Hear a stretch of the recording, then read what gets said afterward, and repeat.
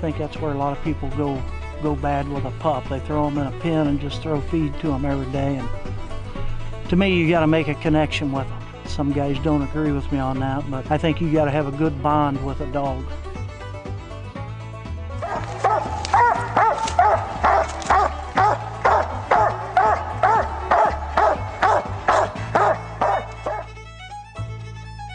It's real simple, I think, with a pup, and a lot of people don't understand it. When a pup is ready to start, it will start. You can't force a pup to start, and you can't force a pup to treat. It has to do it on its own.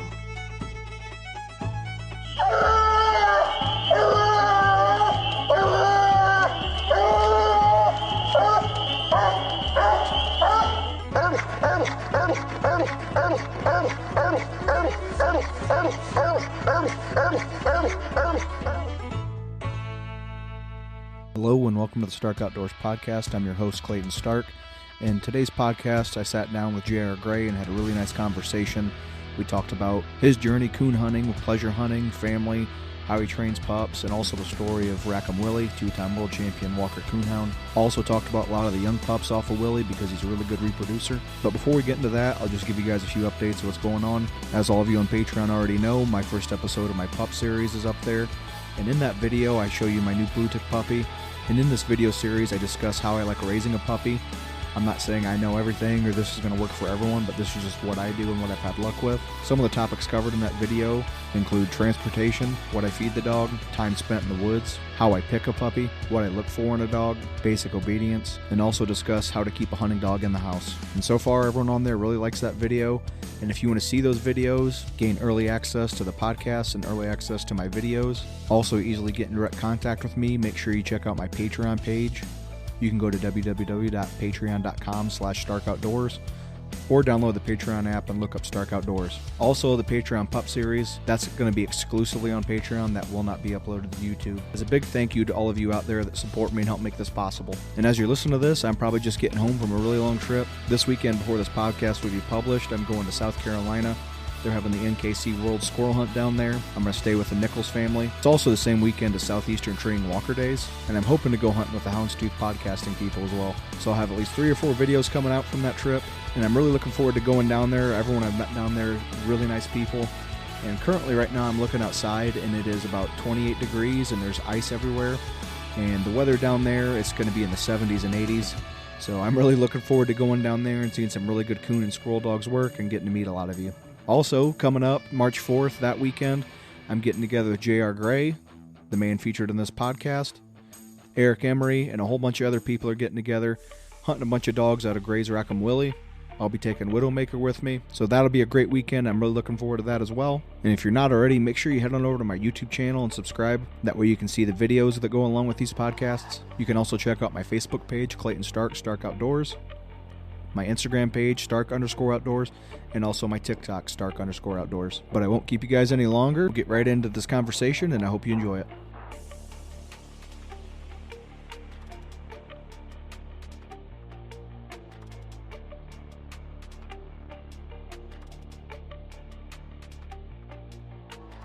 Yeah, all right, I'm J.R. Gray. And a lot of you that, if you watch my YouTube channel, you'll probably be familiar with him, or if you follow competition coon hunting at all, you'll know who he is and the dogs he's had over the years. Because I guess I'll start with asking, how long have you been coon hunting? Buddy, on and off, I've coon hunted my whole life. But I've really been, I guess you'd say, stay consistent with it probably since 2008. I think you're around, how old are you? 28.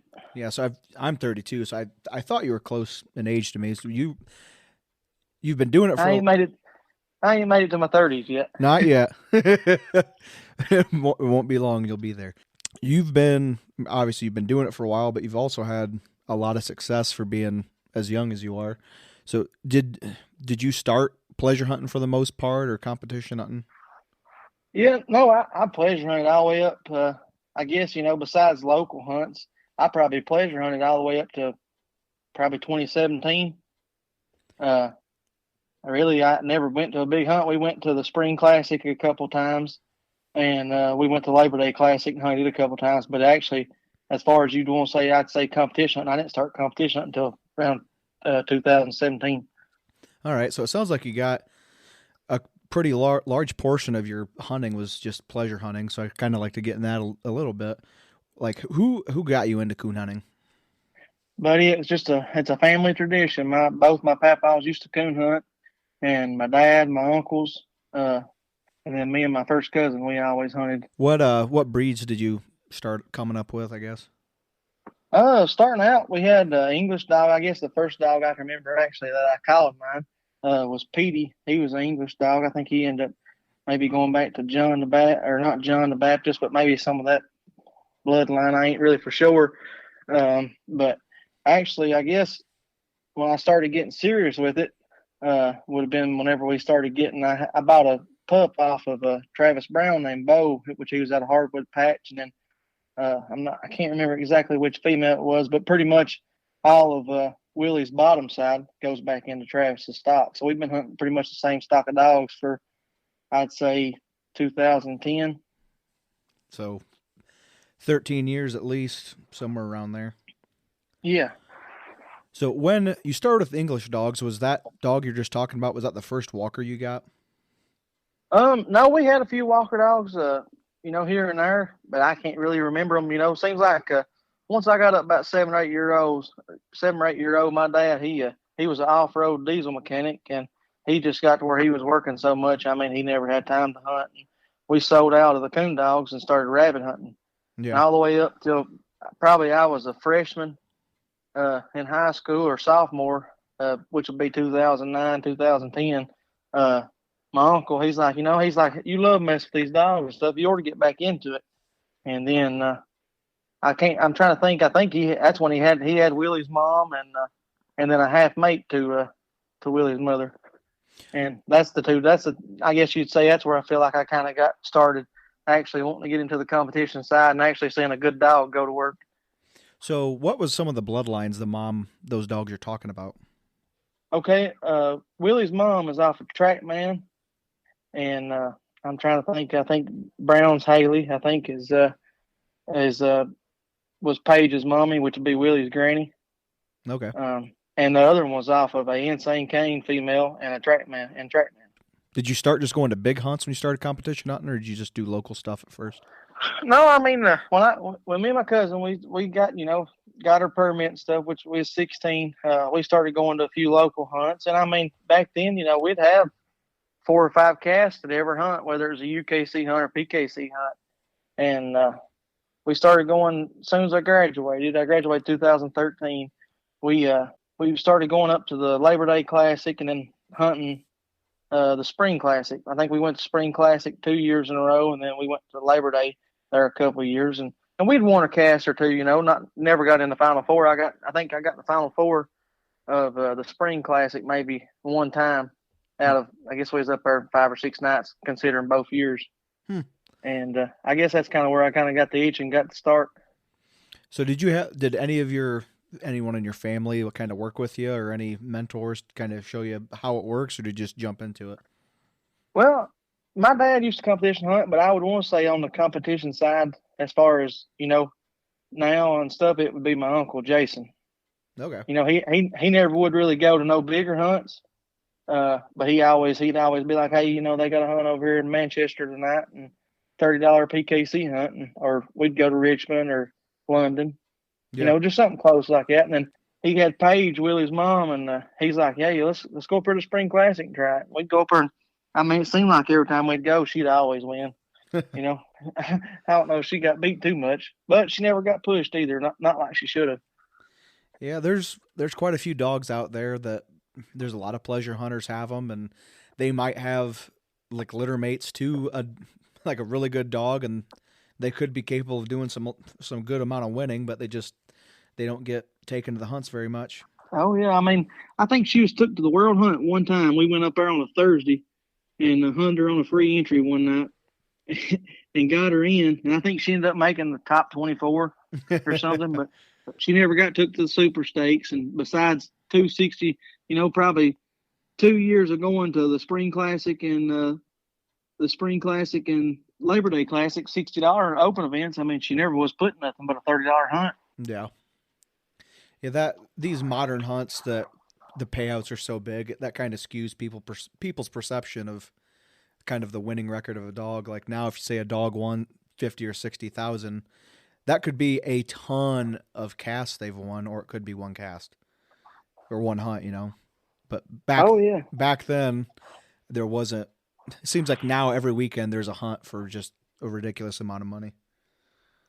Yeah, and I think that's what's got. I feel like I'm not going to say that the 6,500s and 2,500s are hurting the sport, but I think they're definitely helping the sport, and that's getting more people involved, getting more money involved.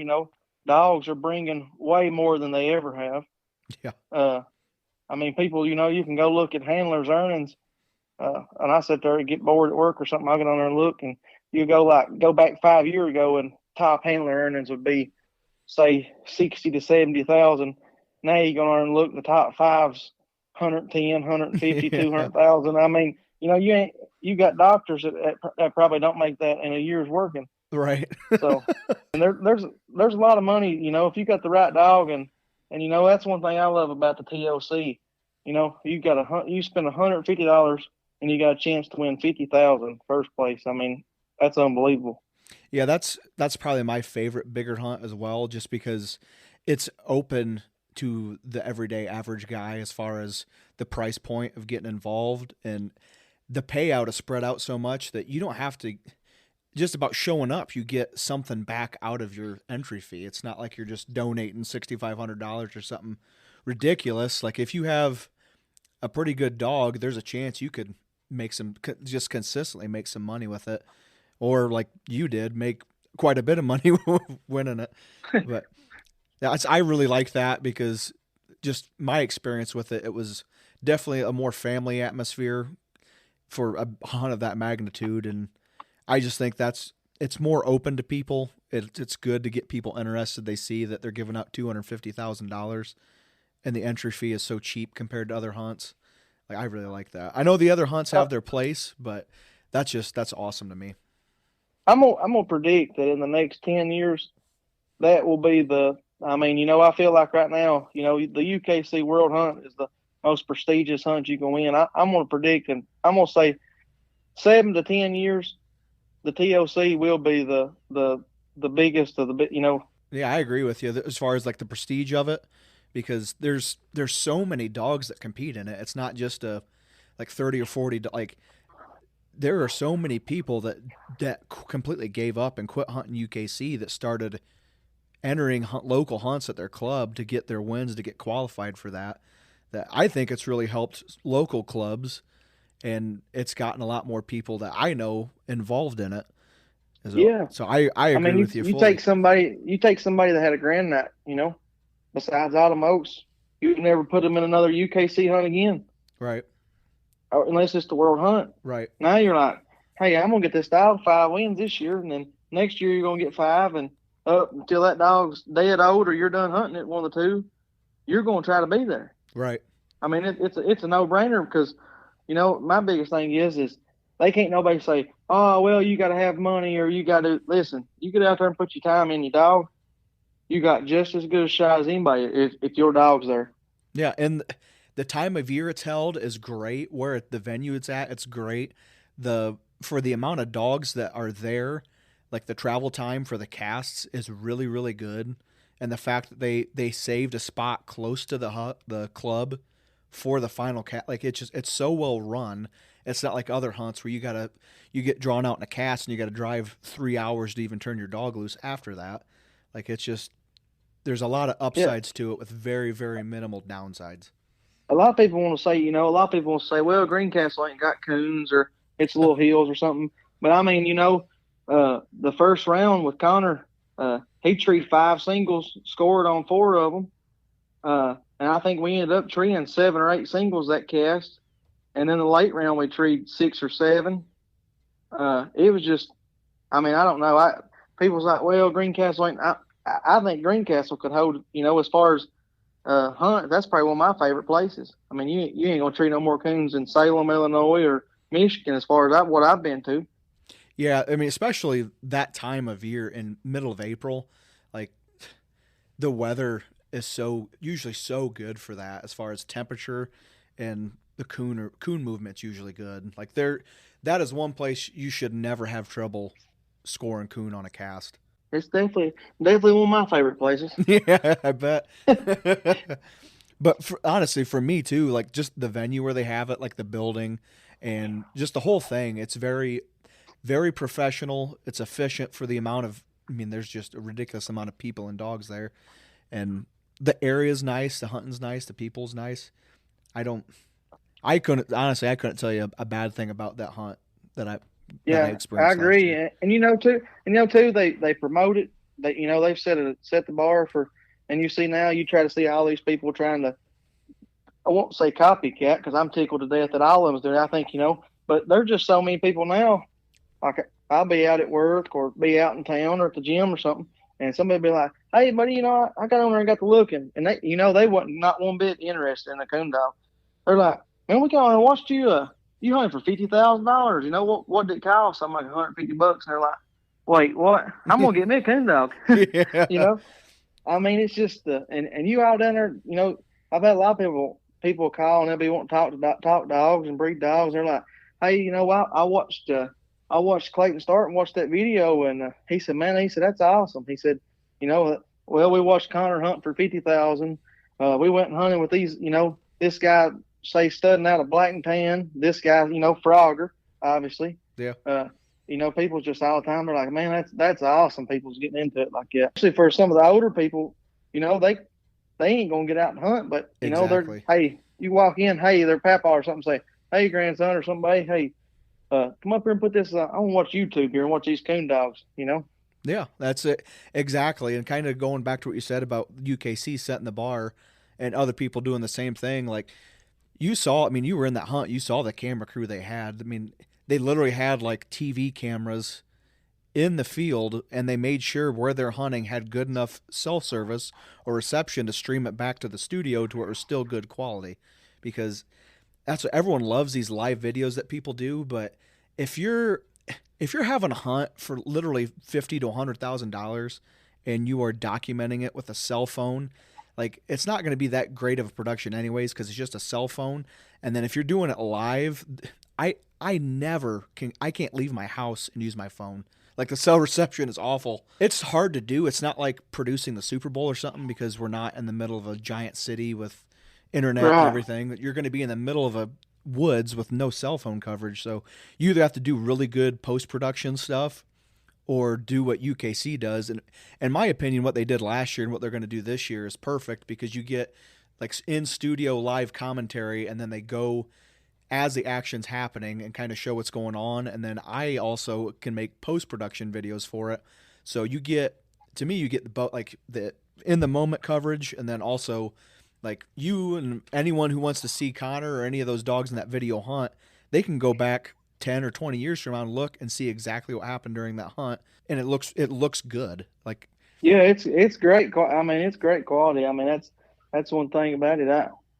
I ain't just saying it because I'm on the phone with you, but you're doing great work, and the podcast and everything just icing on the cake. Yeah, and it's only going to get better. Yeah, it'll be very, very interesting to see where everything goes because I mean, just thinking when we were kids, if you wanted to hear something about coon hunting or really any hunting with dogs at all, whether it's squirrel or bear or anything, you had to get the Cooner or the Bloodlines or the Full Cry magazine, and then you just saw pictures. And I love that. I still get those magazines, but just thinking in our lifetime how much things have changed as far as like right now we're creating a very informative podcast that people can listen to anytime they want to click on this from like anywhere, just if they have a cell phone, computer, where before if you had a magazine, you have to actually be in possession of the magazine. So this, then you have to wait a month. Yeah. Before somebody wins $50,000 this next month before you hear about it. Right. Now you'll know within seconds. Yeah. So it'll be neat to see like maybe in 10 or 15 years or so live coverage for everyone might be the way to go. But just right now, the technology isn't there to make it look as good as a post-production just because there's not enough cell coverage. But it'll be really neat to see where this goes because it has to be reaching like not just me, but everyone that does stuff like this, it has to reach just a really new audience of people that wouldn't be exposed to it otherwise. Yeah, and I like that commentating part how UKC does as well. A lot of people they'll be like, well, "How does them coon hunts work? You kill them?" No, we just if they're there, they get plus points. If they ain't, they get minus. And they're like, but with the way they get on there, and UKC gets on there and they explain it during the live. A lot of people that don't have no idea, they can kind of figure it out. Yeah, that's exactly right. And just the whole aspect of how stuff is scored, like it's very easy for an unexperienced person that have no idea what's going on, that they can sit down and listen and they can learn something and maybe gain an appreciation for it. And then who knows, maybe one day they'll want to get into it. Yep, absolutely. I think that's the best thing for the sport. And I think it's going in the right direction. I do too, because I'm seeing it's really becoming like a competition where all the registries are trying to have the most prestigious events and pay out the most money and do the best like marketing and media advertising for it, which is great for them, but it's really great for the coon hunter because they get their name out there, they get their dog out there. And just think of like our dads and grandparents, if they could just look back on some of the dogs they've had and see it like in 4K with good audio and you know what I mean? It just, oh yeah, it's a huge difference compared to maybe a cassette tape or something of a dog coming treat or something, which that stuff's awesome. And I'm glad they have what they have, but it'll be neat to see where it goes. Oh yeah, I agree with you on that. Obviously you won with Conor McGregor, but I want to back up a little bit. We talked a little bit about Willy's mom. Who was Willy's dad? My only reason, C.J. Thomas owned him out of Tennessee. How did you get to own him? Well, my uncle, we was trying to figure out what to breed Paige to. He was going on and pretty much was going through the book, and he said, well, this dog's throwing loud mouths, and when you look at reason, that's the color everybody wants for the most part, unless they want something just solid white. Blanket back, red legs. He had that brown front leg, and that's pretty much. I mean, he was all grand. That was one thing my uncle was like. He's like, I want to raise litter pups. I want to be all grand. Used to, that thing was huge. Now I don't think really nobody cares as long as it's a good pup and bred good. Then they don't really care what it's out of. Yeah. As long as they can go compete with it, it don't matter if it's the dog across the street or rat attack. They don't care. I think, I guess too, the competition part about it, that it's just people just got that drive. Used to, I never really cared about going to hunts. I mean, I'd go just for the fun of it, but now it's kind of like I love to coon hunt as good as anybody.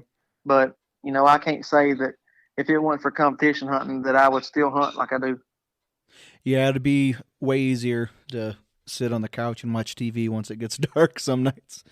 Or other night you drag yourself out there just because you got a hunt coming up and you got to be consistent, and it keeps you out there more than. Yeah, you feel guilty if you don't hunt. Yeah, because then you feel like you're cheating, kind of like you're cheating yourself. You're cheating your dog, and but I tell you though, it helps, man.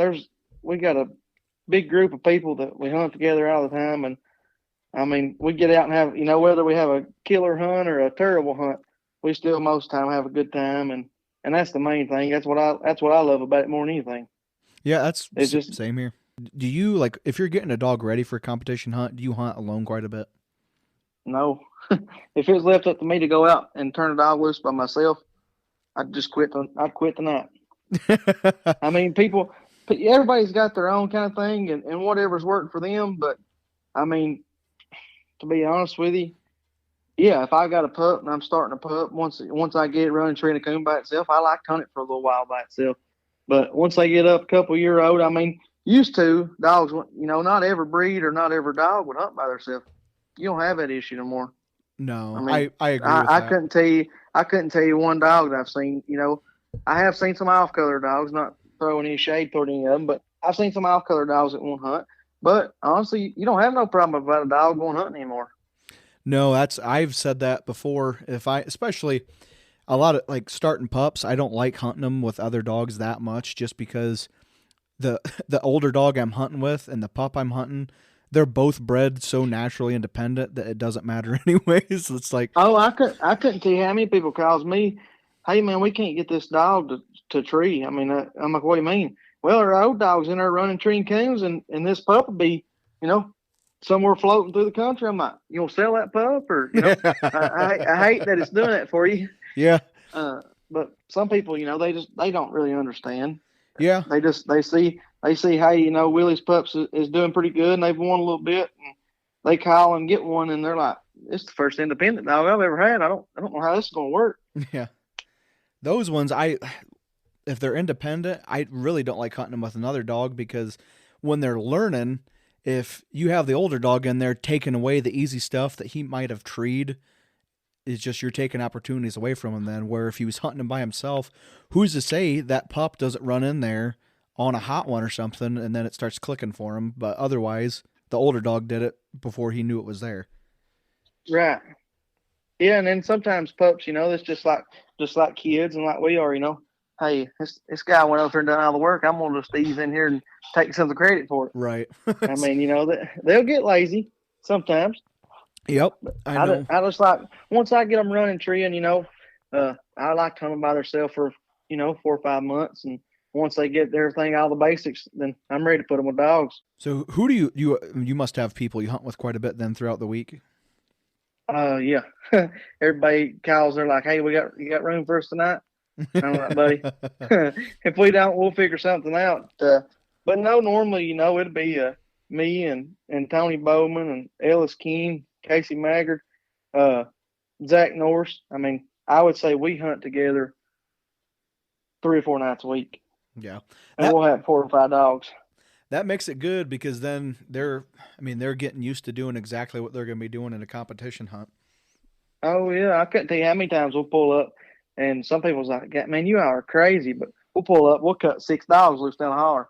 I mean, they ain't going to be together. No. They'll be scattered out. We'll have 1 2-mile right-handed and 3-mile left-handed. I mean, but we have a ball doing it. We all enjoy doing it. And, normally we try to get somebody to come back to the truck, and they'll drive around, and we'll just keep recasting dogs. Yeah. The biggest thing about it is, and I've had a lot of people come and tell me that, but, they ain't no jealousy with us. I mean, if Casey goes to a hunt and wins, hey, we're all tickled to death. If Tony goes to a hunt and wins, we're all fired up about it. We want everybody to do good, and that's the main thing. I mean, you can't hunt with. There's so much jealousy out there already, and people gets mad. They see this guy win, and even your buddies. People will say that they're your buddies, and deep down they hate to see you even do any good. Yeah, and it's really too bad that some people are like that, because I never experienced that at all growing up, and I know like that just shouldn't be a part of it. Like it's still coon hunting. Like obviously there's a competitive aspect when you're talking about competition coon hunting, but you should enjoy it and be happy to see a good dog work, because yeah, I mean that guy might be winning casts, but like is his dog is the dog deserve to win? Like I'm glad that dog's winning, Right, absolutely. People that might be obviously more people put more of their ego into it than the dog necessarily, if that's the case. Oh yeah, I mean, I see how all of us, I look back, and I mean, we put a lot of time in these dogs. I mean, 3 to 4 nights a week, we're driving 2 hours north just to go hunting. So we got 4 hours of drive time, not counting how long we hunt. Jeez. And I mean, they got it made. Some people can go out in their backyard and tree a couple coons. Yeah. And I mean, we can go out and hunt here at the house, but I mean, you can't recast. And if I can't recast, I don't enjoy it. I like to cut loose, dogs get treed. I mean, just pretty much hunt them just like we're in a hunt. Yeah. I mean, you can get a ball player out there and they can shoot ball all day, and then sometimes they'll get good at it. But you throw somebody in front of them, it's gonna be a different story. Yeah. People kind of go on and they're like, oh, they think they gotta hunt these dogs by themselves, and hey, if that works for them, go ahead and more power to them. But the way we hunt, it's worked pretty good for us. I feel like pretty much. I mean, I think we've been pretty successful, and we're gonna keep doing the things the way we're doing.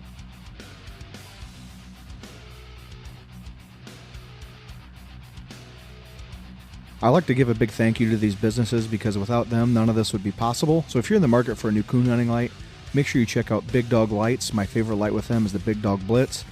But before that came out, I used the Big Dog Genesis without any issues for about 12 years. And if you're going to buy a Big Dog light, you can use code STARK10 to save some money with your purchase. And I really think you'll enjoy those lights. I'd also like to thank Dogtra. And if you're going to purchase a new Dogtra tracking system, you can use code STARK5 to save some money when purchasing directly from Dogtra. I'd like to thank Conkey's Hound and Hunting Supply, Gun Dog House Stores, Ringtails and Tall Tails Hunting Supply and Taxidermy. For high quality coon hunting clothing, check out Coon Dog Wear. If you need some new boots or some really nice vests, I highly recommend you check out coonhuntersupply.com with Razor Gear. I got a new vest from them and I really like it. It fits me well and it's built to last. If you're needing a new coon squaller, make sure you check out the Tree Shaker Coon Squaller from Bayou Legacy Game Calls. So once again, just a big thank you to everyone out there that helps make this possible, including those on Patreon as well. And if you're out there and you own a business that you want to advertise in my content, like my videos, social media pages, or this podcast, just reach out to me because my platforms reach 7 million people a month. It's been steadily growing for over a year now. So when it comes to advertising your business, this is a great way to reach a lot of people in your target demographic. I hope you're enjoying this conversation. We'll get back to it.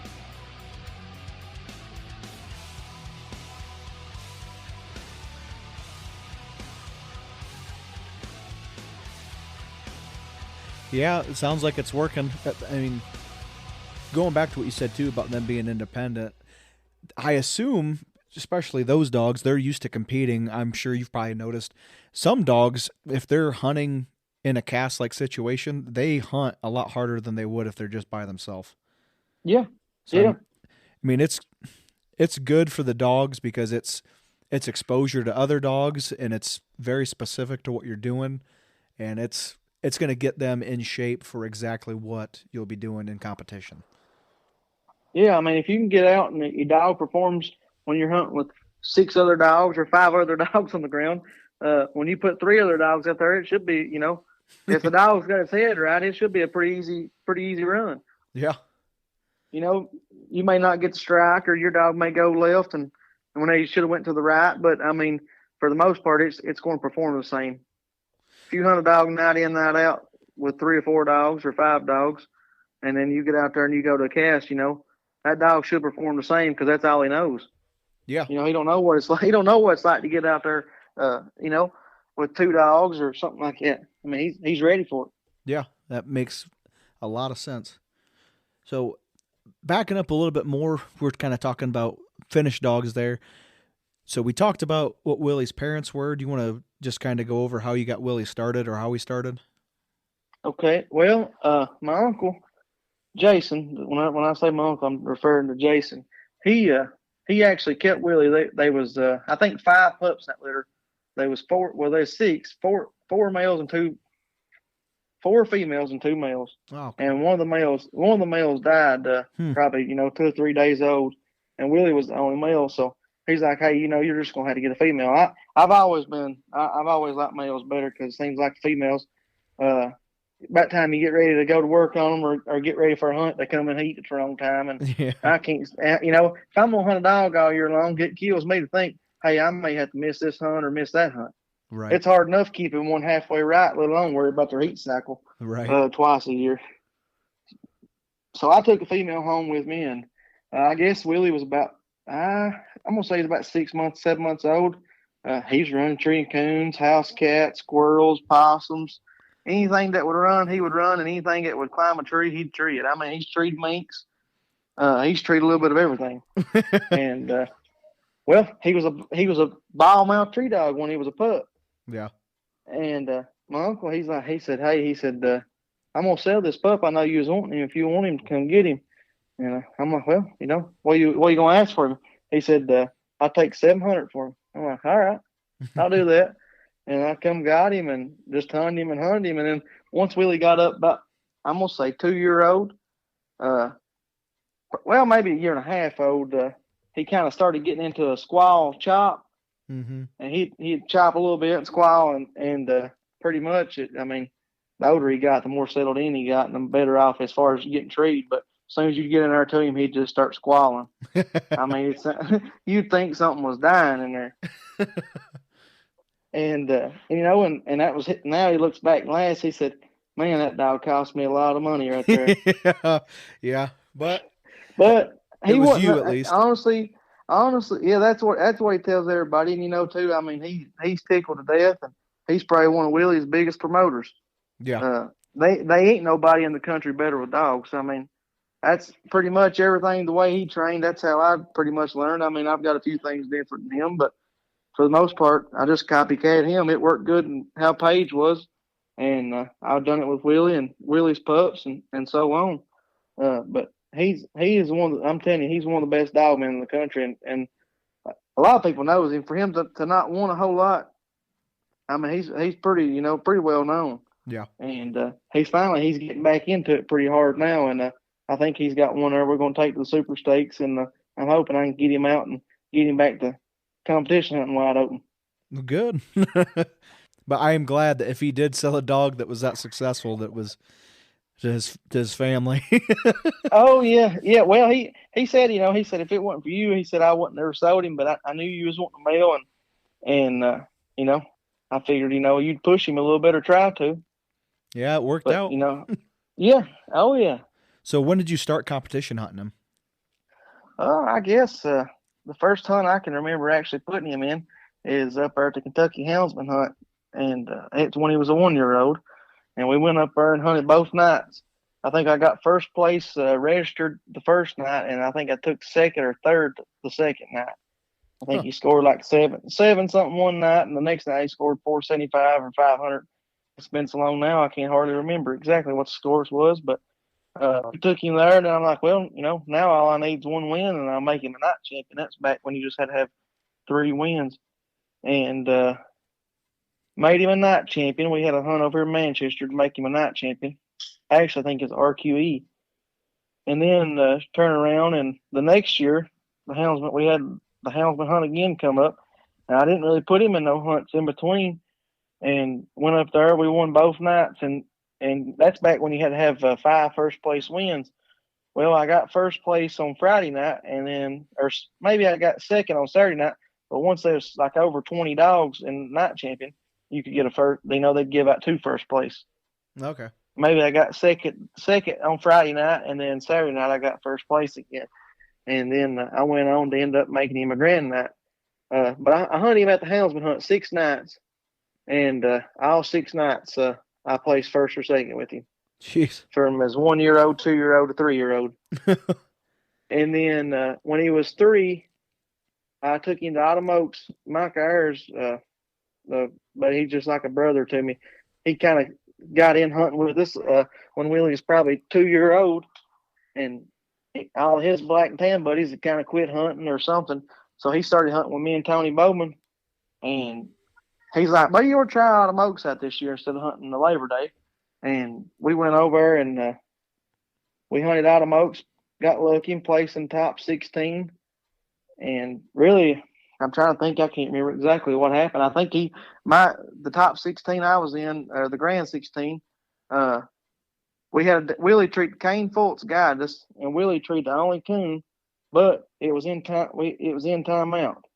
Oh. So we didn't get to score it, and it ended up being a dead calf. Jeez.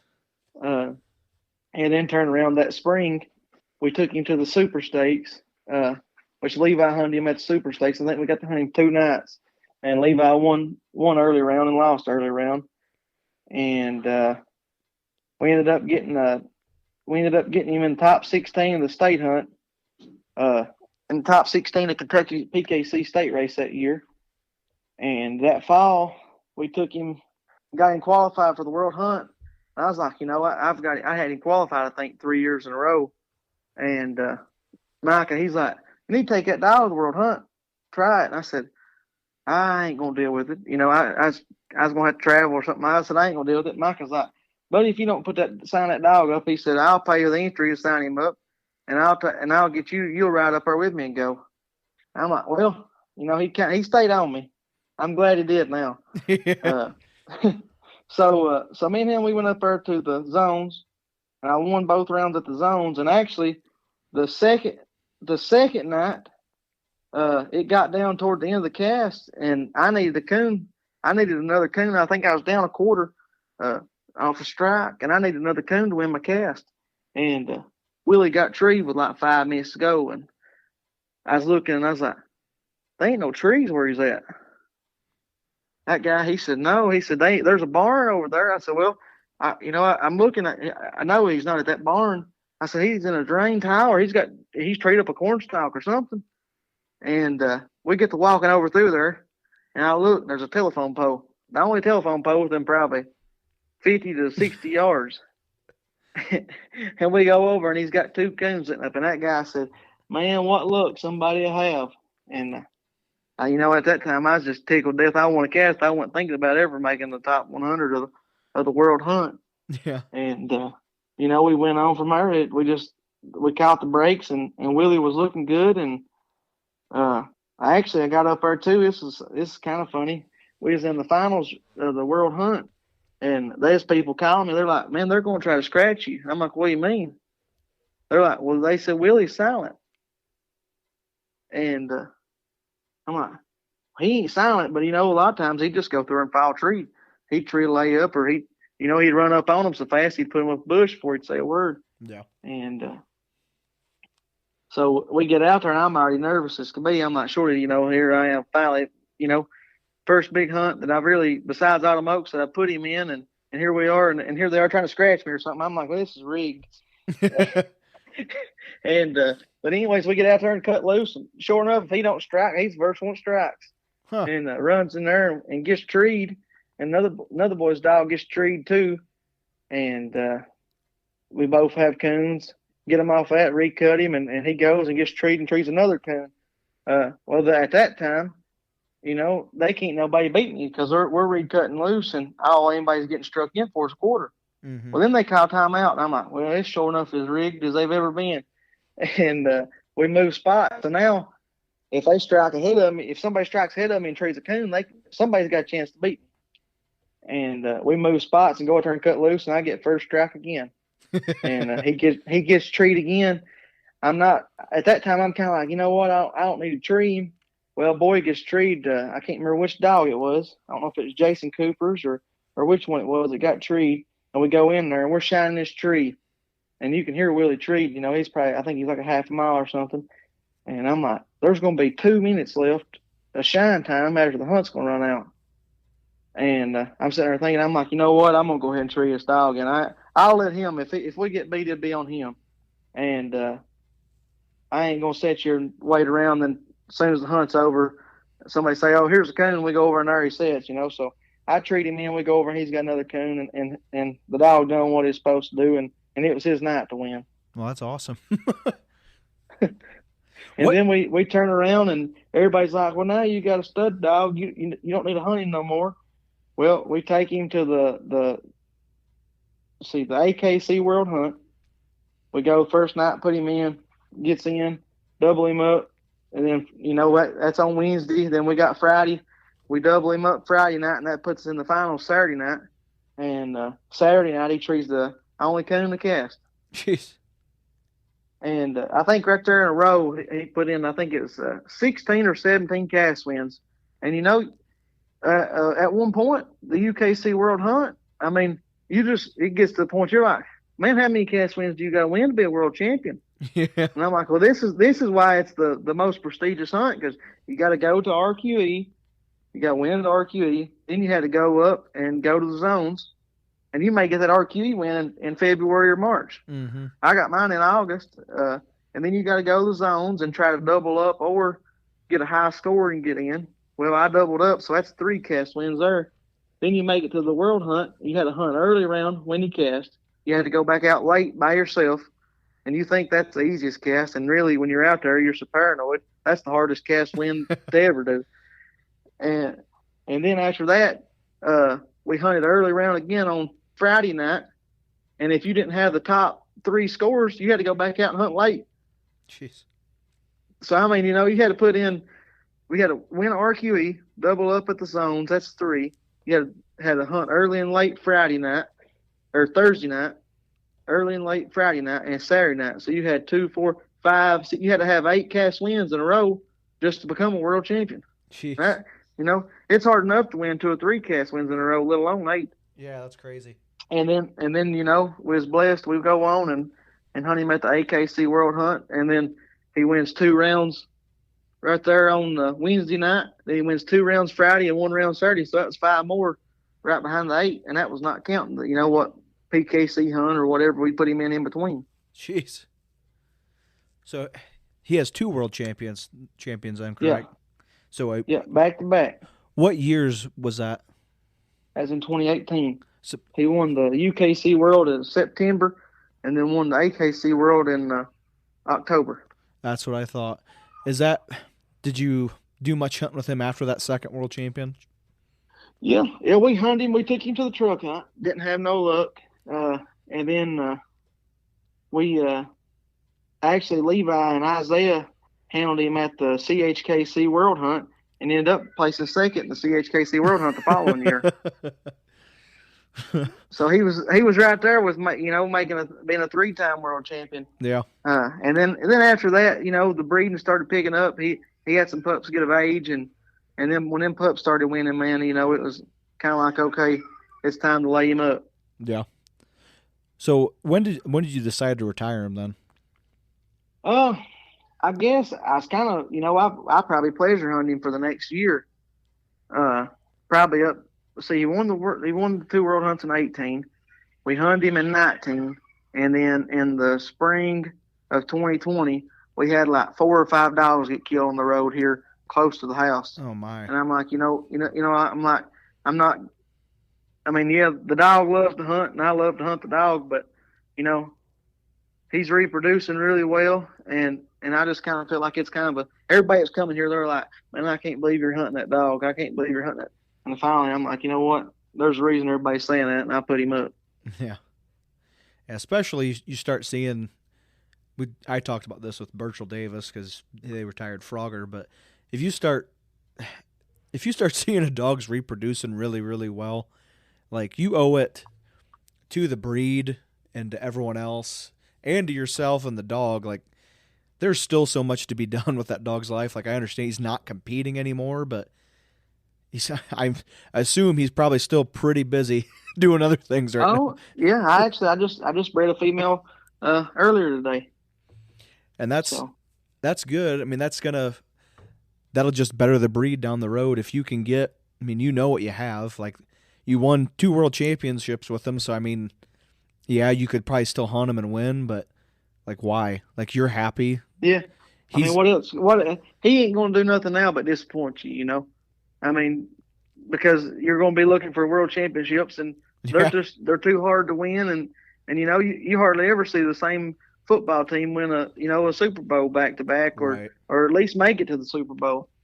Yeah. So let alone being 3 world final cast in a year's time. I mean, I'll take that as, hey, we done pretty good with him, and it's time to put him up. Yeah, that's very, very well said. But so I guess now that we kind of covered when he retired and stuff, did you breed him very much, like when you were hunting him in competition hunts still? No. Travis Brown, the one, like I said, goes back to Willy's on the bottom side, his granny and stuff like that. He come out and bred a female. I guess that would have been in 2017.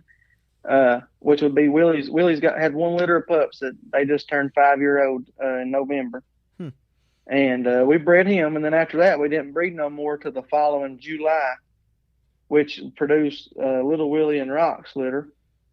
And then I didn't really breed him none until probably seemed like he had 1 more litter in November of that year, and then really that next March is when it kind of blowed up. Yeah. Because his first litter, we had out of 5, his first litter, every one of them doubled up in the Super Stakes. Reba was in the finals of the Super Stakes. Willow was in the finals of the Super Stakes.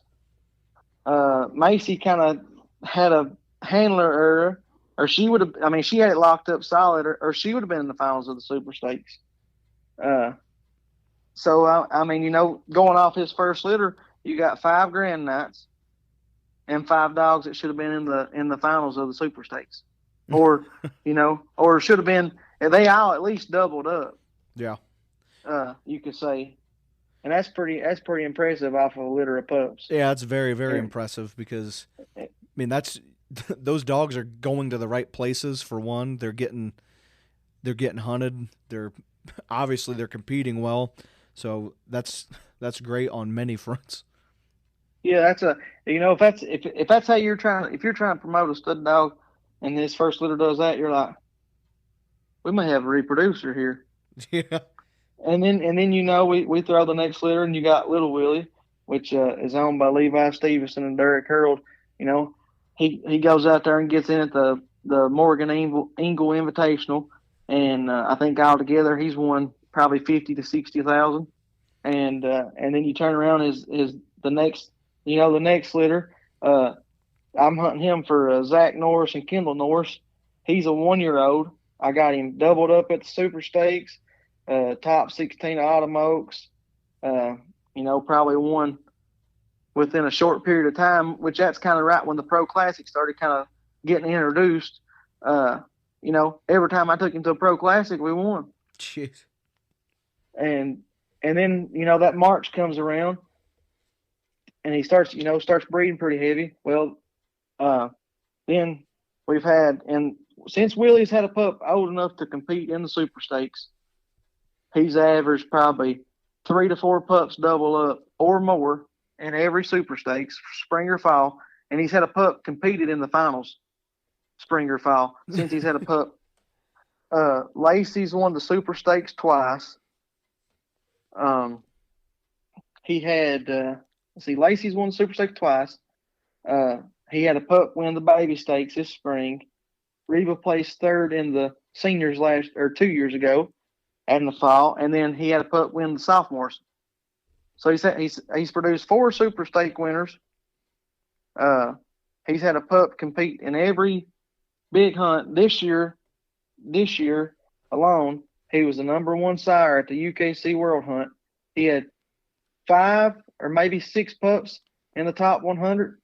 Jeez. He had 6 pups double up at the PKC World.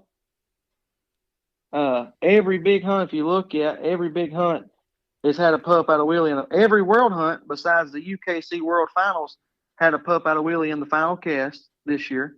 In the last, you go back and say, well, besides 2 litters, every one of his pups is 3-year-old and under. Yeah. All right. They've won over $500,000. If he wasn't producing as many pups, I guess when you add 100 pups this spring or 200 pups this spring, he would be number 1 on the current reproducer list. Yeah. If his pup numbers wasn't jumping so fast. Yeah. So I mean, we've been blessed, and I mean he's been great to us, and he's been great to a lot of us. Yeah, I mean that's great to see because that's more. It's better for the breed, and there's more people having success and enjoying it, and it's good to see that aspect of it because it's not just at that point. It's not just you and your family getting to enjoy Willy and those dogs. You start breeding and reproducing like that, you're spreading a lot of happiness and success to a lot of other people out there as well. Oh yeah, and I mean I love people calls me all the time. They're like, hey, I hunted with so and so's pup down here at this hunt the other night, and I just want you to know he's got me wanting a pup bad. And, that's what I love being able to brag on Willy. I ain't gonna just come right out and tell everybody, but if they ask me what his pups is doing, I'll tell them. But that's my main thing. I love hearing people call me, hey, we got this pup down here, and this is, my son's first pup, and we got him running treeing coons and sending me videos, and I like to talk to people. I love it, especially when somebody's calling and wanting to know something about Willy or something about his pups. If I can help them, I'm going to help them. Yeah.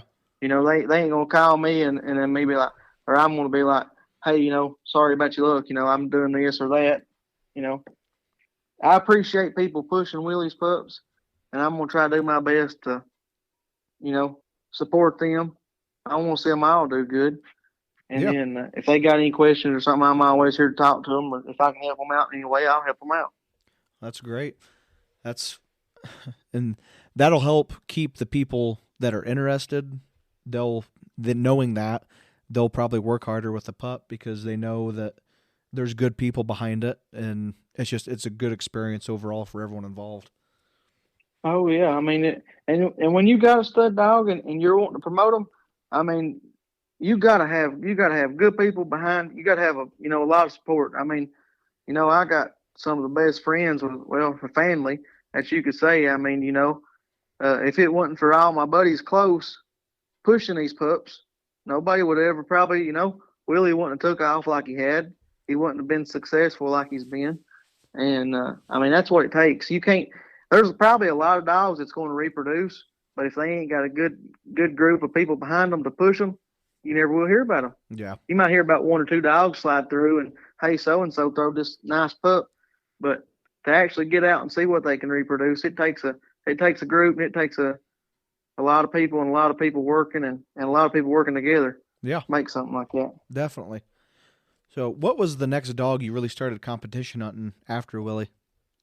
After Willie, I had a dog named Big Mac. Me and Levi bought him when he was 10 months old off of Jason, and we started competition hunting him a little bit, and we ended up making him a grand night.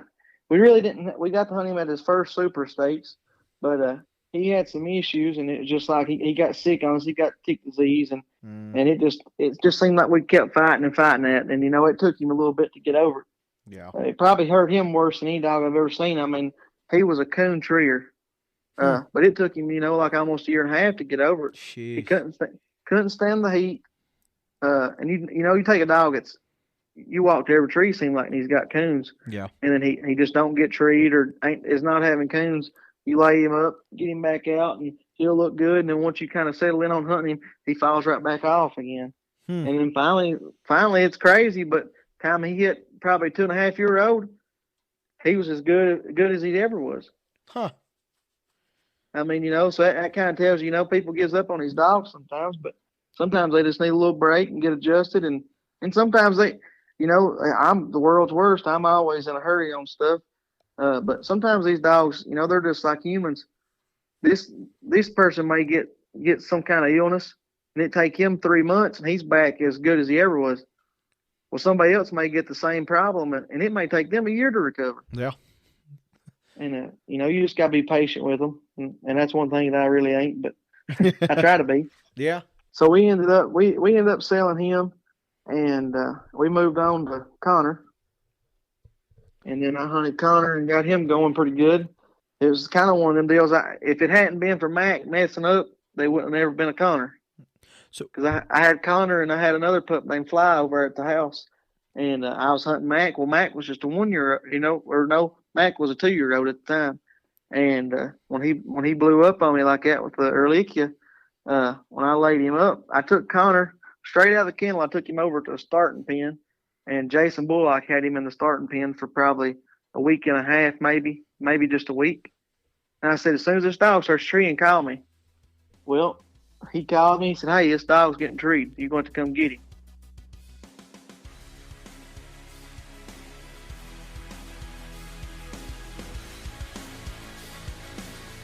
If you've been hunting with dogs for any amount of time, you know how important a quality bloodline is. So in the future, if you're in the market for a new pup or possibly looking for a stud to breed to, make sure you keep these dogs in mind. AKC World Champion, Platinum Champion, Grand Night Champion, Davis's Rosedale Frogger.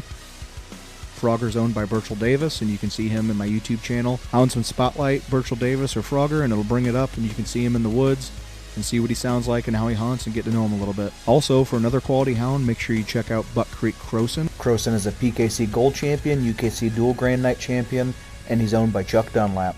Also another quality reproducer that's reproducing accurate tree dogs. And once again, if you have a stud dog out there you'd like to advertise, just reach out to me, send me a message, and we can set something up to where I can advertise him on this podcast, on my social media pages, and my YouTube channel as well. Thank you all for making this possible, and we'll get back to the podcast.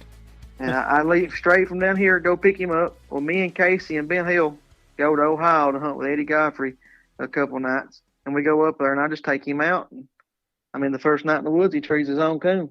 Jeez. The second night he trees 2 coons. Well, I come back, I'm like, boys, I've hit the jackpot here, and I come back. I just didn't realize, my headache's about to start now. Do you want to tell everyone out there what Connor's out of? Connor is out of Nick Emmel's Abbey female. We had bred Easy, which Nick had won the PKC World in 2018 to Willy, and like a week before she got diagnosed with cancer or something. I'm not really sure what happened to her, but she had some kind of sickness come up, and about a week before we could have pups, before she got to have pups, she passed away. And we went up and pleasure hunted with Nick, and he liked Willy, so he's like, when Abby comes in, I'll just breed Abby.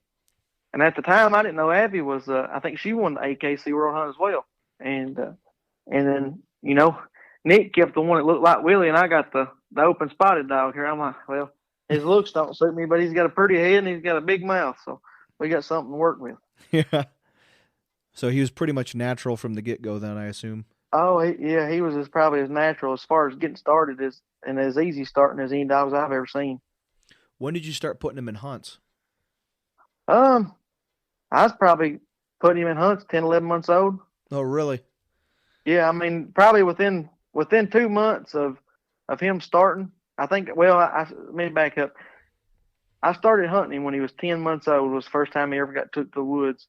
Okay. And then, so probably by the time he was August, September, time he was a year old, 13 months old, I'd probably started putting him in a couple casts to see how he'd operate.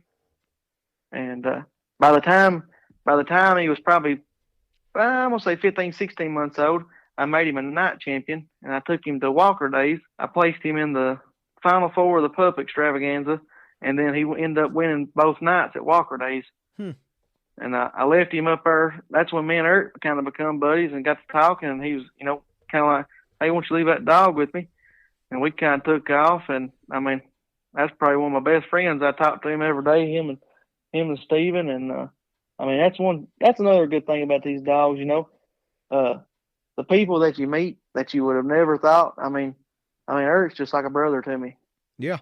I mean, I talked to him way more than probably anybody I went to school with, or probably half the people in my family.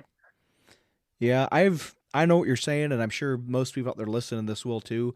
It's something that you have to experience it to know what we're talking about, but there's not very many people that love coon hunting the way we do and understand dogs and how much, like, the drive to compete and just the experience of raising your own dog and just seeing that whole life and that just everything develop from that. Like, you have to experience it to know what we're talking about. And then when you meet someone who's just as passionate about it, it's just, you can relate to them so much better than anyone else, because it's like a completely different lifestyle that they have no idea what it is. No, yeah, you take just like with Connor, he's probably one of my favorite dogs I've ever hunted, just because he had that personality. He could make you so mad you'd be ready to kill him 1 minute, but when he was walking back to the truck, eventually he was kind of be like, hey, it's all right, buddy, we'll get him next night. But Eric was like, well, let me take him over and hunt him, and Eric's brother went with me on them casts, and Eric calls me, he's like, buddy, this dog is not looking good for me. I think he's homesick. He won't load. He won't eat. I'm like, well, I didn't know what he would do. And finally, Eric had a FaceTime me one night and was going to load up. And whenever he got Connor and was getting ready to go load him in the box, I hollered at him through the phone. And he loaded up. And it was just like, after that, him and Eric started making buddies. And Eric, I think he ended up winning, 10 or 12 casts with him that May. Missed a truck ticket by like $4. Oh, jeez. And actually, he didn't know the tiebreaker, or we had a truck ticket, but he give a cast away. When I did the podcast with him, I remember him saying that. So. And so then we went up, and me and Chewy, another good buddy of mine, we went up and stayed with him there a couple of days, and we just kind of made a trip out of it. And we kind of got close, and we've been that way ever since. I mean, I got him back and took Connor to the world hunt, the world hunt, got him in the top 100. Would have got in the Final Four of Autumn Oaks, but he treed the only possum. he treed 3 singles and then treed 1 possum. Oh, man. Got scratched. And then we got him. Like I said, we got him in the top 100 of the world hunt. And then I take him to the PKC world, and I win 3 earlies, and can't win a late. Man. And then that follows back around. I guess around November, Eric was wanting him back, and for some reason we couldn't get together. It was probably the middle of December or something. I got him up there, and Eric calls me a little bit after, like maybe a week after Christmas. He said, "JR, you going to come get this dog?" I'm like, what do you mean? He said, "Man, he fell apart. He can't tree a coon. I can't stand this." I said, "Well, I'll come get him," and we ended up meeting, and I brought him home, and he hit them terrible twos. I mean, that's a lot of good dogs. A lot of good pups get sold when they hit that. And if people ain't really trained pups and started pups, they don't even, they don't know what I'm talking about. But every dog I've ever had, Willy, his pups, Willy's mom, when they hit that stage, they'll be clicking and they'll be on fire. And then all of a sudden you're like, what happened to my dog? He can't tree a coon. You go to the vet, ain't nothing wrong with him. No excuse whatsoever. They go through that spell. And I just kind of laid him up January, and then February rolled around. I started back hunting him a little bit, and, he'd have nights. You're like, okay, he's coming back to Connor. And then you'd be like, well, I'm going to lay him up for a week. I guess it's probably the middle of March, because I'd already paid the $150 for the TOC. Yeah. And so, probably the middle of March, he started coming around, and I take him over here to the TOC. I'm like, well, I already paid, $150. I might as well take him in hunting. It's an hour from the house. We go over to the TOC. We treat 2 singles. I had 225 on a coon Friday night, and then Saturday night he trees 2 singles, and another dog trees 2 singles, and I beat him on strike Saturday night. And then we go up there, and it was like this dog had looked bad pretty much. We probably didn't hunt him 10 nights from Christmas to the middle of March. The dog probably wasn't cut loose 10 nights. Oh my! And I knew what he was and what he was capable of doing, but it's just like we'll just kind of keep pegging along. Eventually, hopefully, he'll come out of this. Yeah. And so by that time, I'd got Scar, and we got me and Ellis Keen. We got Scar started running her. I'm like, well, if Connor don't come around, I'll take the Scar to the Super Stakes, because she was going to be a spring 1-year-old. And but we kind of had, I'll tell you about her here in a few minutes. So we get him up there at the Super Stakes, and we win. We get beat Monday night. We win Tuesday night early, get beat late. We win Wednesday night early, get beat late. Well, here comes Thursday, the last night to get in, and we get in. We hunt Thursday night. We win early, and then it gets the late round, and we go up to this lake, and I mean the dogs really. I don't know what the deal was, but there was a hole or something in there, and every dog we had took minus on it. Huh. One would tree, and then they'd leave, and then about 30 minutes later, another one come in there and they'd tree, and which put stationary on them, and it was like they'd tree till the stationary was about up, and you had to tree them in, and then they'd leave. But it come down, I mean, to the last 30 seconds of the hunt, and Connor got treed. We go in there to him. He's got a coon and a den tree. Huh. So then we leave there and we hunt Friday night early, and he trees 3 singles Friday night early, and then we hunt late Friday night, and he trees a coon, and a dog covers him, and then that dog ends up treeing another coon by itself, and he made a den. That's how I got beat out of the top 6 of the Super Stakes. Oh. And then we move on to the tournament champions, and I mean he looked as good as any dog. In the month of April, the dog made 49 trees and had 45 coons. And that was pretty much all. For the most part, they was all in cast. Yeah, that's crazy. And then May comes around and I'm hunting him, and then I guess around June or something like that, Billy Wolf and Austin Gentry call, and they ended up buying him. And I think Austin's won probably, I don't know, I'd say over 30,000 with him. Man. So in probably from April to now, so in 10 months, the dog's probably won.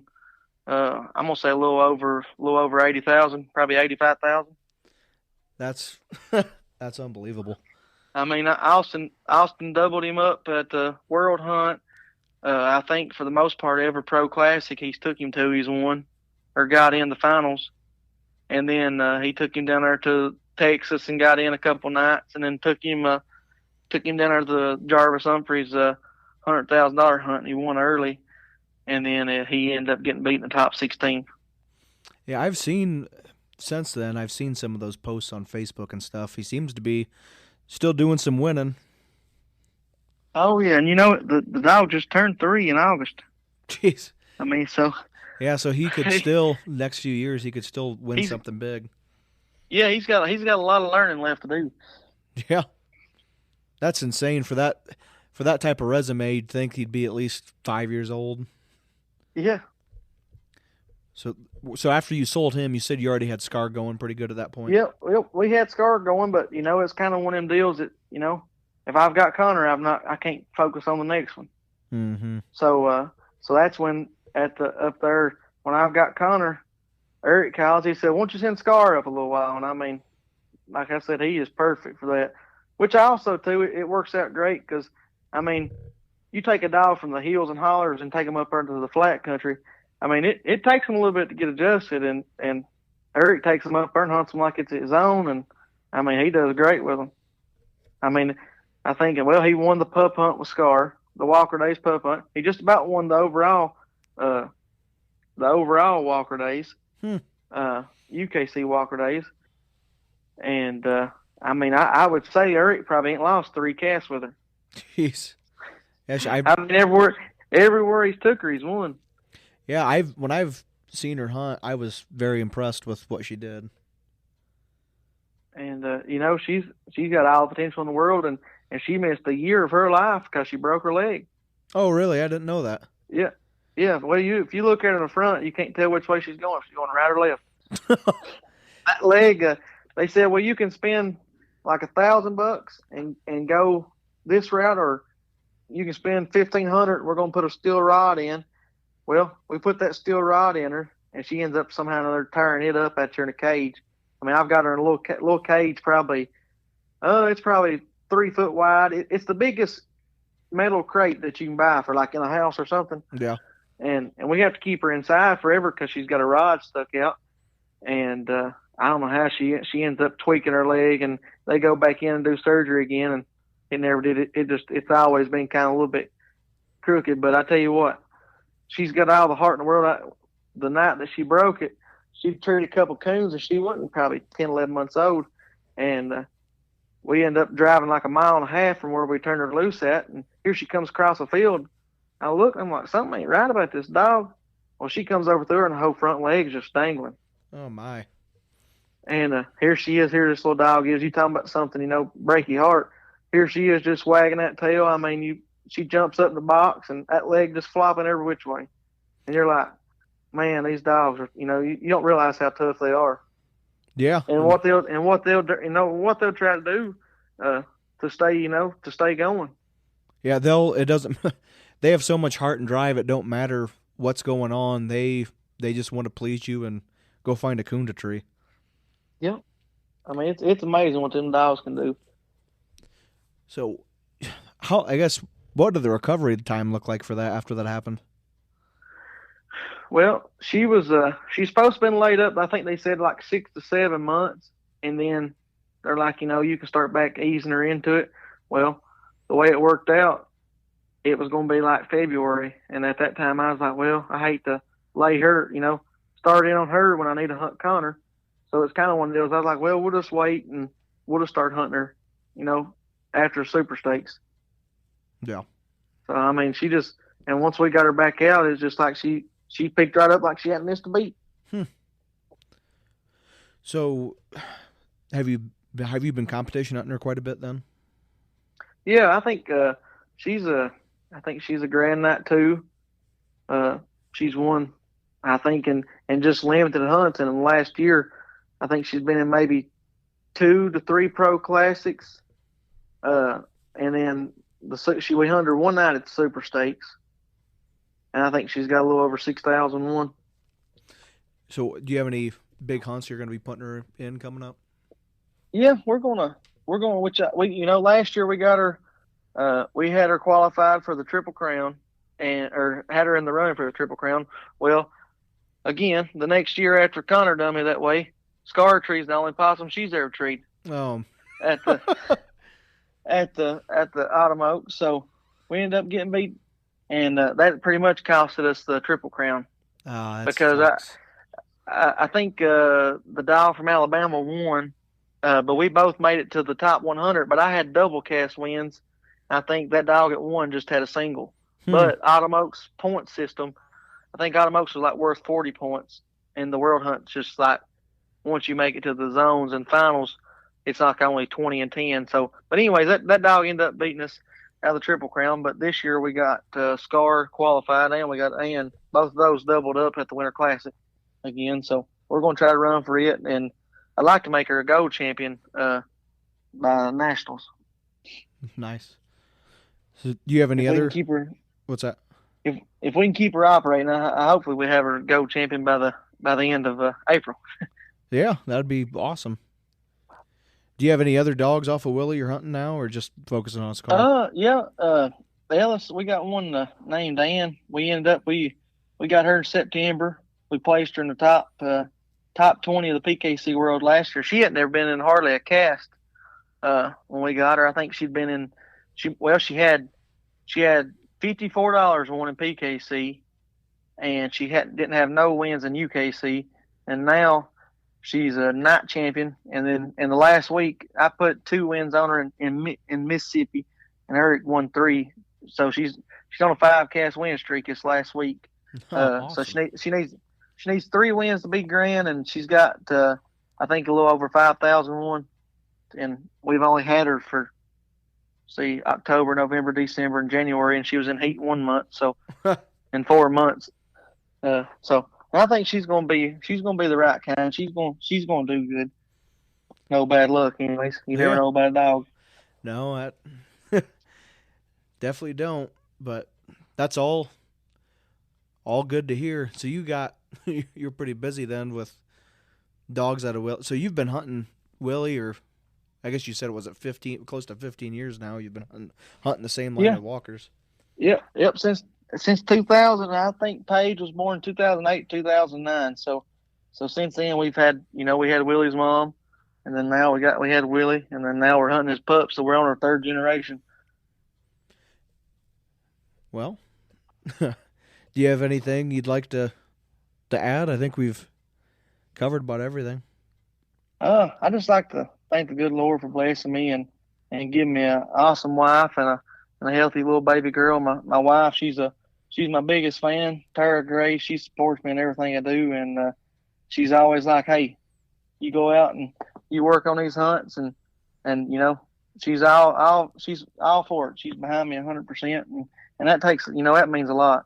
I'd like to thank my dad, Stanley Gray. He's my biggest fan. No matter what I need him to do, he's always like, whether it's taking Willy to the vet or if I'm going to a hunt, he's getting a dog bred, or raising pups, taking care of pups, or he just anything I need him to do. And that it takes a village of people to get an operation going and keep it going. And I've been blessed with some of the best. And also, I want to thank Eric Emery and Stephen Emery. They do awesome with these pups. I'll get a pup going good, and send them up there, and they'll hunt the far out of them and get them used to that country. And they both, they're both good dog men. And I want to thank my partner, Ellis Coon. Me and him's partnered up on dogs, which we're neighbors, and you couldn't ask for no better partner. And then also, he's just a great friend. And, we got Casey Maggard and Ben Hill and Tony Bowman. They're all right there in the mix of hunting dogs and training dogs, and we're switching them out, and you never know which dog we're hunting. Also Chewy, Chewy's my main man. He goes with me to every hunt, and I always tell him he's my good luck charm. He's, when you start traveling if you got to do it by yourself, I mean, it's a job. Yeah. And I mean, Chewy, he's right there with me. If you see me, you'll see Chewy at a hunt, and he's always good to help me with the dogs, or being a truck man. Sometimes you get in a situation you need one, Right. and that's just just to have a close friend like that. That's going to go to every hunt with you, and him really with nothing to gain, but just out there to help me. And I mean, that means a lot, and I appreciate him for that. Also, too, I want to thank Kevin Cook and Braden Jones and Wade there. I mean, they've always been a help, and they're some good friends. And that's like a TOC. I got to go up there to TOC and got the pleasure hunt the night or two before, and they didn't have to do that. Let me have a kennel for my dog. I mean, that's true friends is hard to come by, and I met a lot of good ones in the coon hunting world. And I mean, I thank God every day for it. We got a big group of people, and whether we win or lose, we're having a ball. I mean, we're going to make the best of it. You don't never know when you promise tomorrow, and I mean, you better live every second the best you can.